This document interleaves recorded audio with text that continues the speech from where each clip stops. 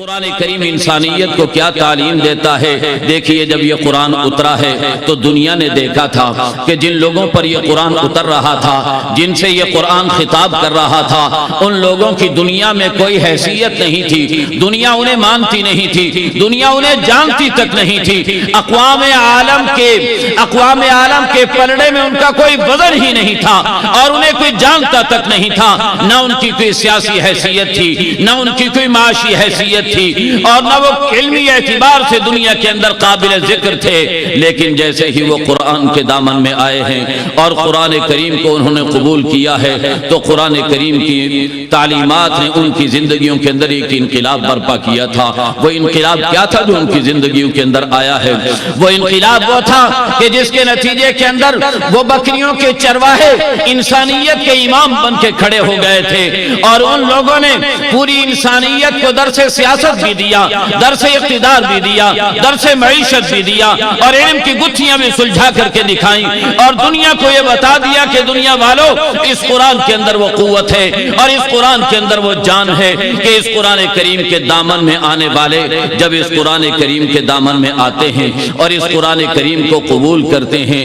تو ان کی کیفیتیں کیسے بدلا کرتی ہیں۔ جو قرآن کو نہ مانے وہ ویسے کے ویسے رہ جایا کرتے ہیں، بلکہ اور دنیا کے اندر اپنے لیے ذلت اور رسوائی کا سامان کر لیا کرتے ہیں۔ لیکن جو قرآن کریم کو مان لیتے ہیں، قرآن کے دامن میں آ جاتے ہیں، تو دنیا نے دیکھا کہ قرآن کے دامن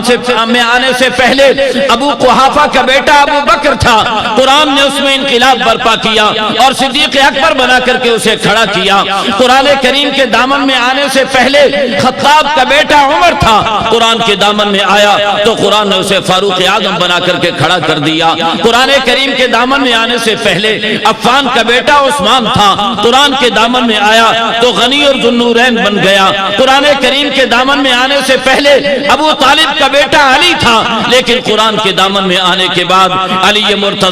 اور حیدر کرار بن گیا۔ قرآن کریم کے دامن میں آنے سے پہلے حبشہ کا بلال تھا، اور قرآن کریم کے دامن میں آنے کے بعد مؤذن رسول بن گیا۔ قرآن کریم کے دامن میں آنے سے پہلے فارس کا سلمان تھا، لیکن جیسے ہی قرآن کے دامن میں آیا تو سلمان منا آل البیت کا خطاب اسے نصیب ہو گیا، اور سرکار نے فرما دیا کہ سلمان تو میرے خاندان کا ایک فرد ہے۔ میں عرض یہ کر رہا ہوں کہ ان محافل قرات کا ایک سب سے بڑا مقصد یہ ہے کہ مسلمان کی زندگی کے اندر انقلاب آ جائے اور مسلمان اس طریقے پر دنیا کے لیے ایک نمونہ بننے کی کوشش کرے جس طریقے پر صحابہ کرام نے اس قرآنی تعلیمات سے استفادے کے نتیجے کے اندر دنیا کے لیے امامت اور سیادت کو ثابت کر کے دکھایا تھا۔ اور دوسری بات یہ ہے کہ اس قرآن کریم کے اندر یہ بھی ایک بڑا کمال پایا جاتا ہے کہ اس قرآن کریم میں مقناطیسی طاقت ہے، مقناطیسی قوت ہے۔ یہ قرآن کریم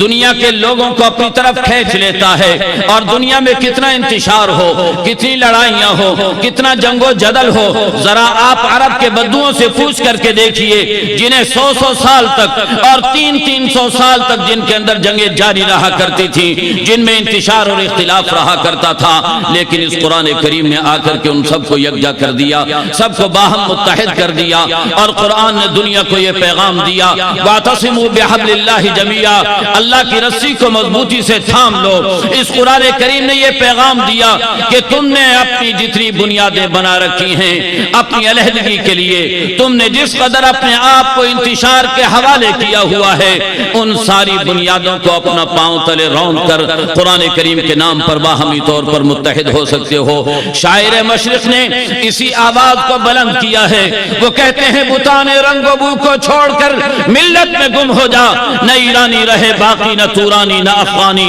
یہ ملت اس طریقے پر متحد ہو سکتی ہے تو ایک قرآن کے نام پر متحد ہو سکتی ہے، اور یہ محافل قرآن اور یہ قرات کی محفلیں اور قرآن کریم کی آواز انسانیت کو بلا رہی ہے، انسانیت کو متوجہ کر رہی ہے۔ آج وہ انسانیت جس نے اپنی ٹیکنالوجی کے ذریعہ اور اپنے علم کے ذریعہ انسانیت کی خدمت کرنے کی بجائے انسانیت کو تباہ و برباد کر کے رکھ دیا ہے، لاشوں کے انبار لگا دیے ہیں، خونوں کی ندیاں بہا کر کے رکھ دی ہیں، اس انسانیت کو یہ قرآن پیغام دے رہا ہے کہ رنگ و بو کو چھوڑ دو اور پھر قواریت کو چھوڑ دو۔ یہ قرآن کریم یہ صدا لگا رہا ہے۔ اگر آج مسلمانوں سے لسانی عصبیت نکل جائے، قومیت نکل جائے، اور مسلمانوں سے اگر آج فرقواریت کا خاتمہ ہو جائے تو اللہ کی قسم یہ مسلمان پھر دوبارہ پوری انسانیت کی رہنمائی کرنے کے لیے کافی و شافی ہو سکتے ہیں۔